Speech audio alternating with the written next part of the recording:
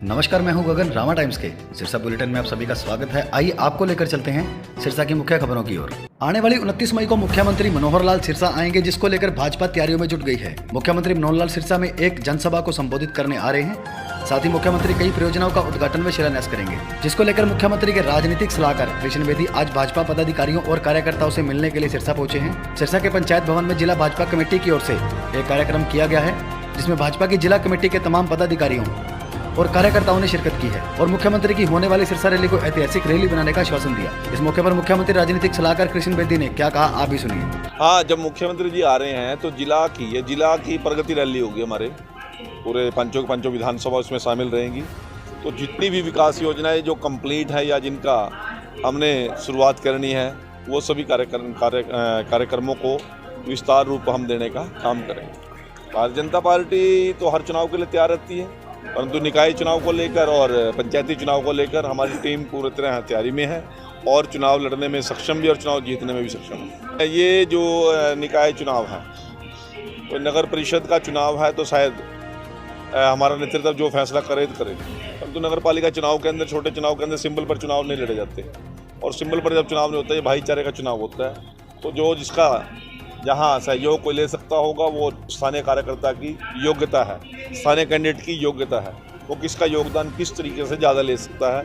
तो ये भाईचारे का चुनाव है, इसमें सिंबल की तो कोई बात होगी नहीं। इनलो की बात इनलो से पूछो ना, मैं कोई इनलो के लिए जवाबदेही नहीं हूँ, परंतु भारतीय जनता पार्टी कार्यकर्ता के नाते मैं एक बात कह सकता हूँ कि भारतीय जनता पार्टी की निकाय चुनाव को लेकर और पंचायती चुनाव को लेकर पूरी तैयारी।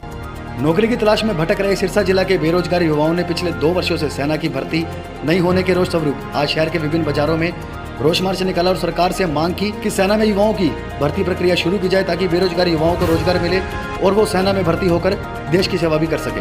क्रोशित युवाओं ने कहा कि यदि ऐसा नहीं होता तो देश का युवा ही सड़कों पर धरने प्रदर्शन करने के लिए मजबूर होगा। प्रदर्शनकारी युवाओं के नेतृत्व में शामिल प्रमोद राव ने मीडिया से बातचीत में और क्या कहा, आइए सुनिए। देखो जी, आज देश का युवा है जो सड़कों पे घूम रहा है। देखो, इनका सपना है, हमारा सपना है कि देश की सेवा करें, लेकिन 2.5 साल से सेना में कोई भर्ती नहीं आई है। पिछली जो भर्ती हुई है कंप्लीट, उसको 1.5 साल हो गया, अभी तक उसका एग्ज़ाम नहीं हुआ है और आगे जो आने वाली भर्ती है उसका कोई रास्ता ही नहीं निकाल रही सरकार। तो पूरा मतलब युवा साथी है वो बेरोजगार सड़कों पे घूम रहा है, धरना प्रदर्शन करने, कोई हमारी मांग नहीं सुन रही। हमारी 3 मांगे हैं। एक तो जो पीछे भर्ती है उसका पेपर हो, एक जो आगे भर्ती प्रक्रिया है वो सुचारू रूप से स्टार्ट करें, और तीसरी ये है कि 2 साल की एज में छूट मिले, क्योंकि अवरेज हो चुके हैं, सारे बच्चे अवरेज हो चुके हैं। रनिंग कर करके अकेडमियों में कोचिंग ले लेके पैसा दे के उसके माँ बाप है जो पूरी तरह थक चुके हैं। देखो, हमें इसी तरह सड़कों पे बैठ के धरना देंगे, सरकार को जगाना का काम करेंगे कि हमारी मांगे सुनो। प्रत्येक वर्ष जिस प्रकार गर्मी का सीजन बढ़ता है, उसी के साथ साथ पेयजल पदार्थों के साथ साथ मटका व्यापारियों का भी व्यापार बढ़ने लगता है। गर्मी जैसे जैसे अपना प्रचंड रूप दिखाती है, लोग उतना ही मटके के पानी का ज्यादा सेवन करते हैं। उसी को लेकर आज सिरसा के डबवाली रोड पर अपना कारोबार चलाकर बैठे मटका व्यापारी से बात हुई तो उन्होंने कहा कि प्रत्येक वर्ष गर्मी बढ़ने के साथ साथ हमारे व्यापार में भी वृद्धि होती है, लेकिन इस वर्ष पहली बार ऐसा हुआ है कि व्यापार 60% खत्म हो चुका है। सुबह से लेकर रात तक मुश्किल से 150 रुपये से 200 रुपये हम कमा पाते हैं। इतनी गर्मी होने के बावजूद भी मटके के व्यापार में आ रही गिरावट को लेकर मटका व्यापारियों ने और क्या कहा, आप भी सुनिए। घट गया जी, कुछ नहीं है ये आपकी ये बात। मुख्य कारण जी महंगाई करके कोई खरीद ही नहीं रहा है जी सामान को। असर तो जी अब कमाई नहीं हो रही तो बच्चा कहाँ से पढ़ाएं, कहाँ से खाएंगे जी। तो सीजन बढ़िया होना चाहिए जी, और अब की बार तो पिछली बार से भी कम है जी। बिन मेरे को तो नहीं मालूम जी, इतना कम ही हो रहा है जी, सीजन है ही नहीं है, नहीं तो बिकता तो है ही कुछ ना कुछ। अब की बार तो बहुत कम से कम जी 60% गिर गया, 40% रह गया जी। मटका तो जी महंगा तो होगा ही, मेहनत कितनी है जी, मिट्टी को रोंद के बनाना एक कुम्हार की मेहनत पूरी नहीं पल्ले पड़ती।